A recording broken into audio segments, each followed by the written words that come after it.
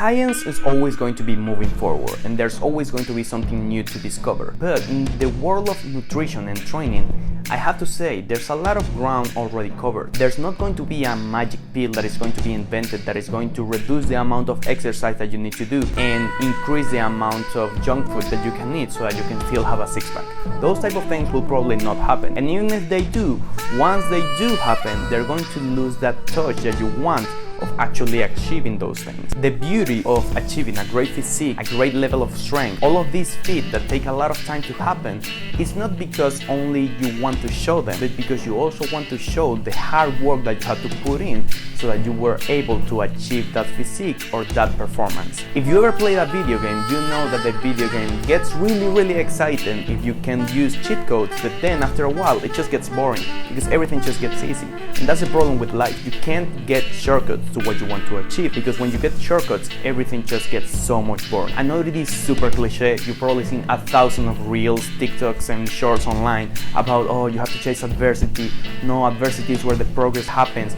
They sound really cliche, and I know I also cringe a lot when I see them, but they do have a big point, and it's that you have to learn how to work hard for those things that you actually want. Sometimes you won't be ready to chase that goal, or sometimes you won't be ready to chase that dream. That's completely fine, but you can't pretend that there's going to be a discovery that is going to make diet and nutrition and training absolutely useless, because that's just not going to happen. Sometimes you just have to grind and do the work, and you have to be patient and consistent about it. Again, super cliche, but things take time. You can't build the dream physique that you have in a week or in a month or in 6 months. It's gonna take years for that to happen. And when that happens, it's probably going to feel like the blink of an eye for you. And that is the real trick. That's why with my clients, I hammer down so hard on that they have to enjoy this training, because you have to see life like if it was a video game. If it was a video game, you wouldn't find what was the most efficient way of getting to the final boss and finally achieving the end of the game. You will just enjoy it, enjoy the ride, play some games, have some fun, and then you'll see when you finish the game. But it's not a race to see how fast you can finish the game sooner. The faster and the more urgent you want to achieve those goals without actually focusing on enjoying the process, the harder and the longer they'll take to be actually accomplished. In my experience, the people that get the best results are people who learn how to prioritize their fitness goal with the rest of their life. Sometimes I have clients that they start and they're like, oh, I want to start training 7 days a week. I want you to give me a meal plan right away. I want to do all of these things right away because I know that is going to be the quickest thing to get to my goals. And that's where I have to be a little bit of a barrier and be a reality check and explain to them that just because something makes more logical sense, that doesn't mean that they're going to stick with it through the whole emotional process, because we are not logical persons. The human beings were at our core very emotional. No matter how rational or how cold-blooded you are, you're always going to make emotional responses. And the key here is that we have to play with your emotions so that they tilt to the logical answers.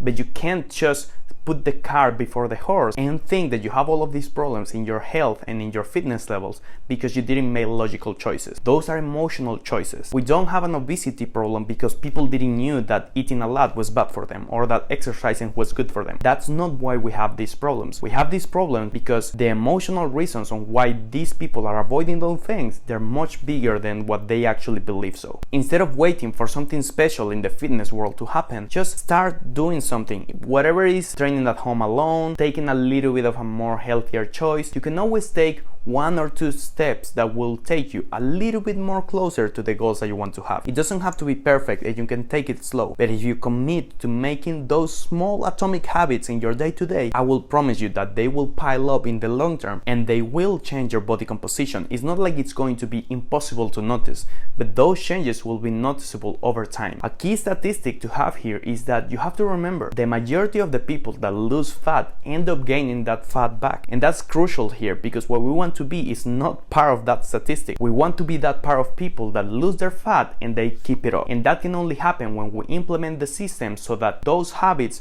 that we have in order for us to maintain that body fat outside of our bodies are easy to maintain and they're very compatible to our day-to-day life. Thank you so much for watching this video. This was mainly just a rant because I'm still trying to understand how should I post content, what type of content should I post, so on and so on. If you have any questions or ideas or anything that you want to see over here, just let me know. Okay? Bye!